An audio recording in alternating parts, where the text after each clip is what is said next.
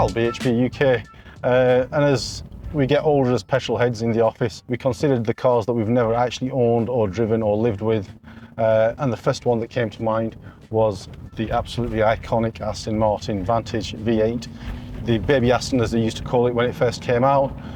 So we went and hunted one down.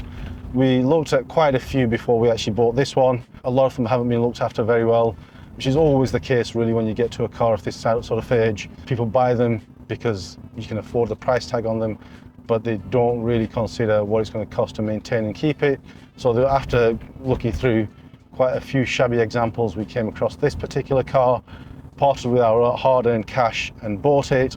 They still need some bits doing. We went through it with a diagnostic machine. We are in the trade, so we did know what to look for. This thing needs some gears in the sat-nav, which is dead, doesn't come up anymore, just makes a crazy whirring sound. Sometimes it doesn't even do that. So that needs investigating. We know the radiator fans need a little bit of work. The obligatory shocks on the boot are dead, as are the ones in the door. Other than that, it actually is ready for another service at the main dealer. This car's got a full main dealer service history, so we're going to try and maintain that. Wing mirrors need a little bit of attention. There's an intermittent fault on the door handle on the passenger side.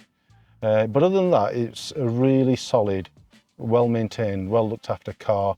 There's no leather peel back or shrinkage in the interior, which is always a good start. We didn't really want to start to retrim a full car. There's no damage to the bolster. It's got 54,000 miles on it, and it drives and looks like it's got 54,000 miles on it. I should imagine it's been kept in a garage for the majority of its life. So it's a good base car for us to start working on.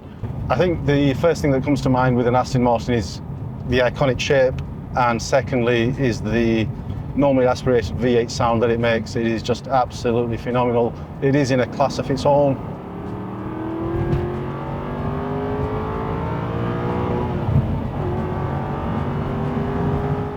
There was a little bit of talk as to how it was a contender to knock the Porsche 911 off its perch. Wasn't going to happen. I don't think it was ever going to happen, and it certainly hasn't happened.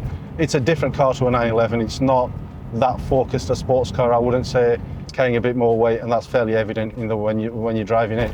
It's a GT Aston. It's not a full GT car. I would say that it was an Aston GT in a more sporty package. When it came out, this car, I think there was a 2-year waiting list for it. It became iconic pretty much straight away. It was featured in some sort of a film, some fictional character drove it.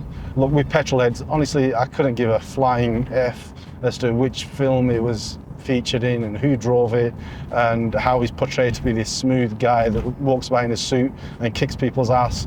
Genuinely don't care. Let's just look at it as a car, what it does as a car, what it's like to live with. We really hope you can join us for the journey.